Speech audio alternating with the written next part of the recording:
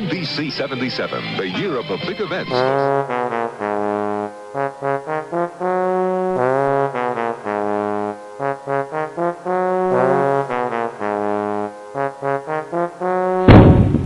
Hey there, time travelers and TV addicts. Today I'm taking a nostalgia-laced detour to 1977, the year bell-bottoms reigned, disco ruled the airwaves, and these 10 shows spectacularly didn't. More big stars here than the Golden Globes, including another Sanford and Son spinoff, Ted Knight is a Pimp, and a sitcom title with no vowels. Oh, it's all true. I can explain.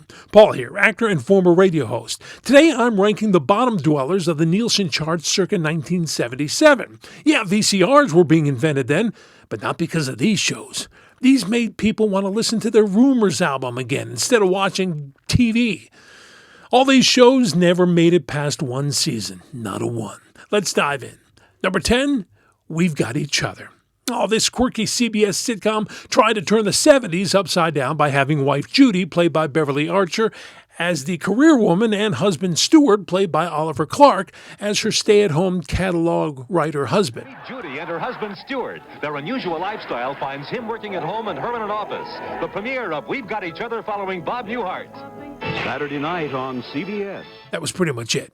It even featured character actor Tom Poston as Judy's forgetful boss.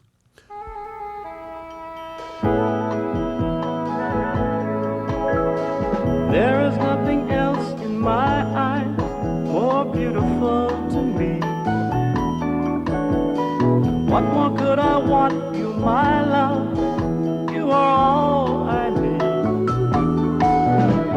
As long as we've got each other to hold each other through. 13 episodes total. Number 9, James at 15. Based on the hit movie, and the pilot had huge ratings. It was a do-gooder NBC teen drama starring Lance Kerwin as James Hunter, an Oregon kid transplanted to Boston when his professor dad gets a new job.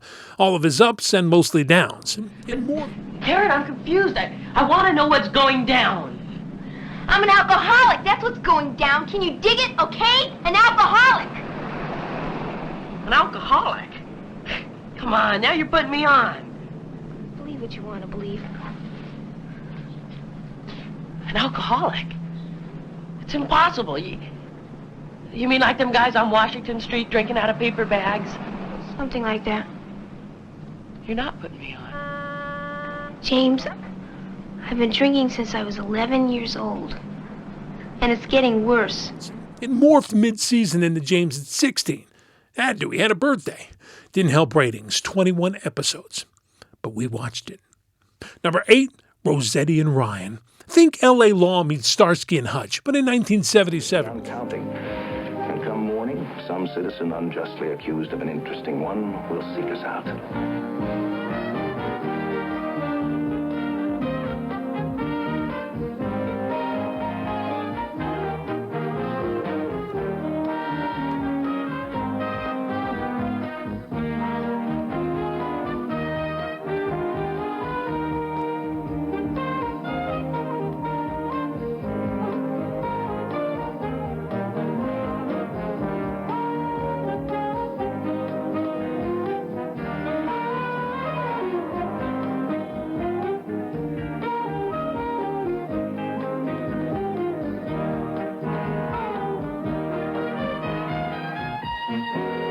Tony Roberts, playing the suave Joe Rosetti, teams up with retired cop turned lawyer Squire Friedel, who played the no-nonsense Frank Ryan, to defend weird murder cases.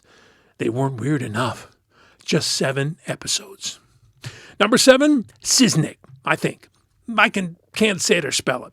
This sitcom starred Ned Beatty as Nick Szysznyk, a gruff ex-Marine who runs a crumbling D.C. community center in a fish-out-of-water comedy. There's foul play when Reggie Jackson guest stars in the premiere of Szysznyk. Are you collecting your home run ball? That's right, we're the guys that caught it. Tomorrow morning, this is going to be in every paper in the country. You will bring his baseball with you. We got a problem. I'm going to kill those guys. Don't miss the fun as Ned Beatty and Olivia Cole star when we welcome back Szysznyk, Wednesday at 8:30, 7:30 Central and Mountain. Ned Beatty is actually from the D.C. area, by the way. The running gag, nobody could ever pronounce Szysznyk correctly. Well, it was a cute enough premise, but apparently not cute enough for viewers. It's group encounters of the funniest kind when Szysznyk attempts to restore harmony to the community center. This community center is full of crazy people. Wednesday night, right after Good Time. Szysznyk limped through 10 aired episodes, 5 in the summer, 5 in the fall, and then limped no more. Number 6, Sanford Arms. A spin-off of Sanford and Son without Fred Sanford or Lamont. Instead, it starred Theodore Wilson as Phil Wheeler, a widowed Army buddy of Fred's who buys the old Sanford's L.A. boarding house, now called the Sanford Arms. With his 2 teen kids, comic veterans Aunt Esther, LaWanda Page, and Grady, Whitman Mayo, and Bubba, Don Bexley, all showed up to help Phil turn Sanford Arms into a hotel. Didn't work for views. Lesson learned, Sanford has some junk he can't recycle. All right, coming up, Rhoda's husband gets remarried, and it's another disaster. If you love this TV archaeology, please share, subscribe, hit like. More gloriously face plants and big boob tube blunders coming. Number 5, The Ted Knight Show. Ted Knight was the first Mary Tyler Moore Show cast member to get out on his own, and it was about a pimp. Yeah, Roger Dennis, a dapper middle-aged gent who runs Mr. Dennis's escort service in New York City.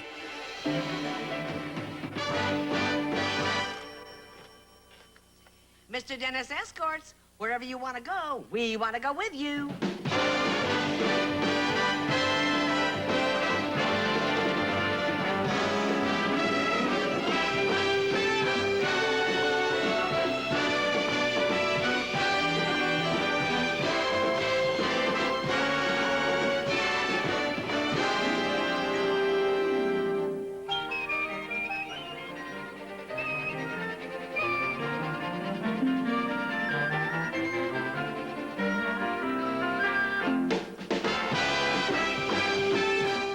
I mean, picture Ted Baxter in bed Marvel gear telling his girls where to go.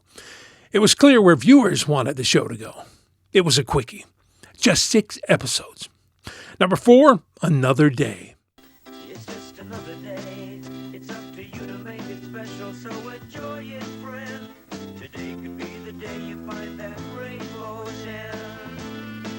You know it's something you deserve. It could be just around the curve. It's just another day, but we're the masters of our fate, so we can turn about. We hoist the sail so you can even roll. An ultra-vanilla family sitcom featuring Rhoda alumni David Groh and Joan Hackett and Dave Ginny Garner. The plot? Don insists on being the sole breadwinner, but money's so tight Ginny needs a job too, which of course causes sitcom chaos, I guess. A reply by David Groh, star of CBS new comedy Another Day. You've all seen Joan Hackett, who plays my wife on Another Day, tell you that the show is sexist.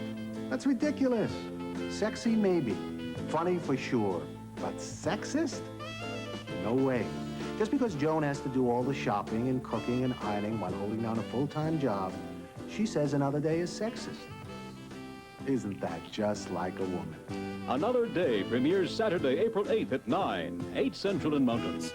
Just 4 episodes before viewers said, I can't watch Another Day. Number 3, Big Hawaii. This over-the-top 60-minute drama gave us rich ranchers, typhoid communists, and volcanoes all in one package. It's like a writer said, let's do a Western, but in Hawaii. It was the family ranch with everything from airplane hijinks to erupting lava. I wonder if they ever had a Don hoedown. What, no drum shot for that? It ran 12 episodes. Number 2, The Fitzpatricks. Yeah, meet the Fitzpatricks, an Irish Catholic bunch in Flint, Michigan, scraping by in a tight-knit blue-collar family. They had 3 boys, and the dad worked 3 jobs. The 3 boys all liked their neighbor, whose name was Carrie, who was played by Helen Hunt, just 14 years old at the time. Look how young she looks. Oh, by the way, who'd you call about the dance tonight? Anyone? I called someone. That's pretty laid back. Do I have to guess or what? Robin Ziff. Far out. I never thought you'd have the nerve to do something like that.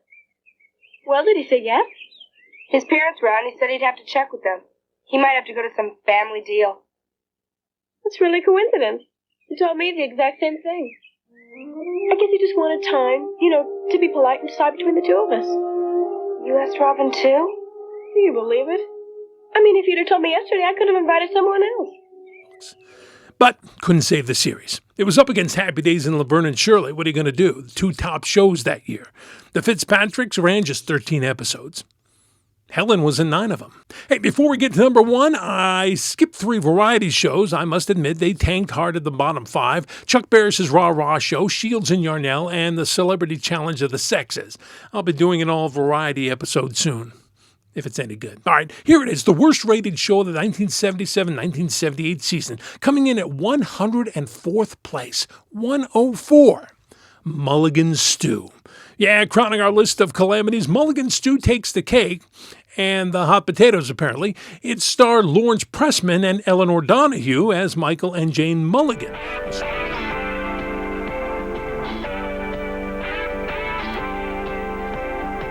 Hi there, I'm Jane Mulligan. Old Blue Eyes over there packing us up for a camping trip is my husband, Michael. The tall redhead is our oldest son, Mark Mulligan. The big guy and the little guy are my nephew, Adam Friedman, fondly known as Moose, who is 9, and our son, Jimmy Mulligan, who is 4 inches shorter but 1 year older. At our house, you need a program to tell the players. Are you following? Then we have our daughter, Melinda, 12 and a half,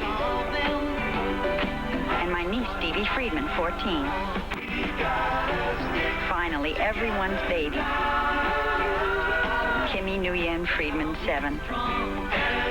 And my oldest niece, pretty Polly Friedman, 18. Our 2 families became one after a tragic plane crash in Hawaii. It's quite a brood and certainly not what we ever expected, but since we're all together now, we find it's really kind of terrific. If you don't mind 9 people in 2 bathrooms, that is.